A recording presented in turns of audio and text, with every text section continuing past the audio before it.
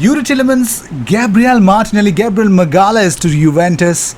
Everything in this episode, so stay tuned for that. We're also going to talk about Arnaud Danjuma. We're also going to talk about Arsenal being the youngest team in the Premier League for this season on an average. Yes, we also have an update about Alexander Zinchenko. And of course, where exactly is Serge Gnabry standing on his departure? Well, he gave a hint in his recent press conference as well, so we're going to deal with that as well. So if you seek daily Arsenal content, the best place to be, consider subscribing. Well, you don't need to have a doubt, because this is going to be a roller coaster of a transfer window that is upon us. So do not worry. We are going to have live sessions starting when the window starts on 10th of June.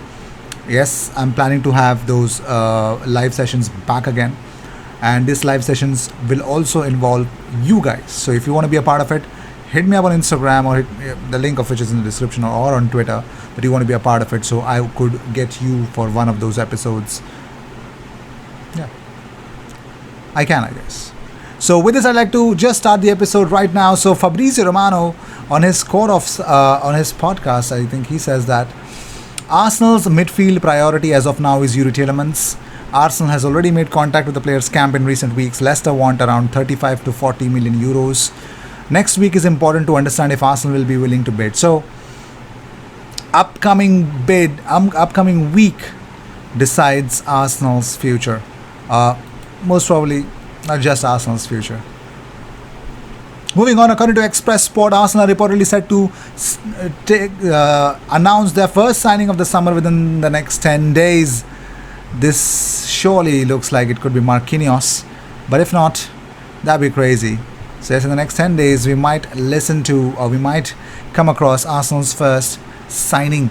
Also, Newsblad from Belgium, the one who actually broke the story of Albert Sambi Lokonga to Arsenal. They say that talks have already begun for the transfer of Yuri Tillemans from Leicester to Arsenal. Interesting. Moving on, Pablo Bentancur, who is agent of Lucas Torreira, he says that it's not over yet, but the chances of Lucas staying in Florence are very small. There is a contractual problem with Fiorentina, and my priority is to find an agreement with them, so he is not thinking about other teams for now. So Torreira would want to play for Florence, but Florence are stingy enough to not just paying Arsenal the amount of money that they agreed upon to pay, but they're actually being stingy. But more importantly, they're not even willing to pay what Torreira wants is in as salary as well. So not even player terms can be agreed upon, although Torreira wants himself staying at Fiorentina. Moving on, so talking about Serge Gnabry, in his German presser, he says it's not always about money but appreciation when talking about player contracts. So yes, ladies and gentlemen, he spoke about the player contracts, would also suggest of his departure from Juventus. Did I say Juventus? Oh, sorry. Bayern. I said Juventus because the next news is about Juventus. I'm sorry about that. So let's talk about Frenkie de Jong. So apparently Arsenal are interested in signing Frenkie de Jong, FDJ, via Mirror Football. Arsenal's midfield could look really insane with Frenkie de Jong there as well. So that would be a fantastic bit of a news that we could deal upon it. So let's talk about Juventus. According to Marcelo Hazan, Juventus are interested in signing Gabriel Magalhaes, but it is understood that the deal will not be easy.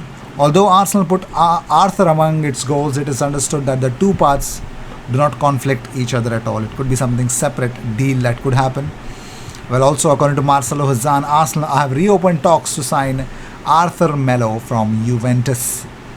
I don't know this obsession with Arthur Melo, but yes, it is something which is really, I mean, it's taken Arsenal by storm though. According to Raisa Simplicio and of course Thiago Fernandez, Arsenal is following up on the situation of Neto, Barcelona goalkeeper, 32 years of age, who decided to leave this summer, and Barcelona they want to let him go. They want to find a destination for him as well. So if all parties are happy, that'll be really good. But moving on, so here we go. Arsenal fielded the youngest team on average in the Premier League this season at just under 24.5 years. Top four Man City 27 years, Liverpool 27.5, Chelsea 27. Liverpool less than 27.5, no, more than 27.5, Chelsea less than 27.5, Spurs more than 26 years. So that is that, ladies and gentlemen.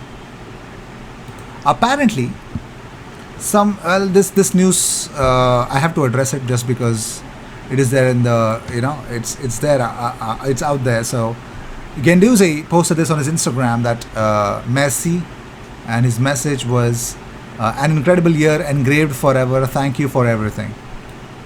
So one of the fans said that good to have you back at Arsenal, mate, Matteo. So it's not possible. If you believe that, if you read this news and you think that Guendouzi is coming back to Arsenal, no, sir, he's not. There's no way he's coming back to Arsenal. It's done deal. I mean, it's a permanent deal done, so we're not going to talk about that, should we? Moving on, let's talk about Victor Osimhen. So, according to Mondo Napoli, Arsenal's pursuit of Victor Osimhen has completely stopped. All their eggs are in the basket of Gabriel Jesus. So, another striker Arsenal are looking at is Arnaud Danjuma. Despite only having just joined them for £21 million last summer, 25-year-old Dutch centre-forward Arnaud Danjuma wants to leave Villarreal. Arsenal, Liverpool and Manchester United are all monitoring the situation. That's according to El Periódico Mediterráneo. So they believe that Arnaud Danjuma might bring his Danju magic to the Emirates. Moving on, so Arsenal target Paulo Dybala has rejected Newcastle United, weighing up his options. So he's been teased a lot by Inter Milan legends, fans. They want him to come to Inter. So Dybala might come to Inter Milan, you never know. But for now, one thing is for sure, he has rejected Newcastle United. Moving on, so it looks like, after getting linked to Arsenal, Alexander Zinchenko has been killing it.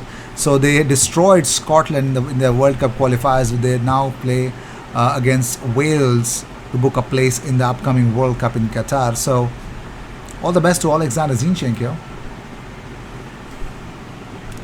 Moving on, now Juventus have entered the race to sign Gabriel Jesus. Now I don't get it. Why this news is getting a lot of attention? Why is Juventus wanting to come for something that they cannot afford, man? I really don't know. I really don't like that as well. So yes, for now that's the truth and that's the fact, and we gotta believe it that Juventus are also wanting to sign Gabriel Jesus. Moving on, so also Juventus and Atletico Madrid are keeping an eye on Gabriel Martinelli. Arsenal just gave him a new kit number, and you would think that they would be ready to sell off Gabriel Martinelli, but as long as the contract situation permits to generate some sort of speculations, well, these things will keep happening, and we just can't say no to it, can we? No, we cannot. We just cannot, can we?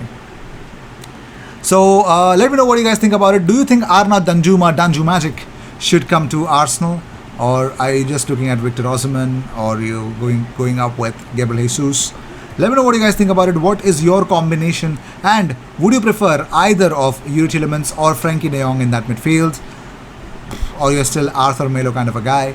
Let me know in the comments what you guys feel about it. I will see you in the next one. Until then, cheers, and don't forget to subscribe. Cheers.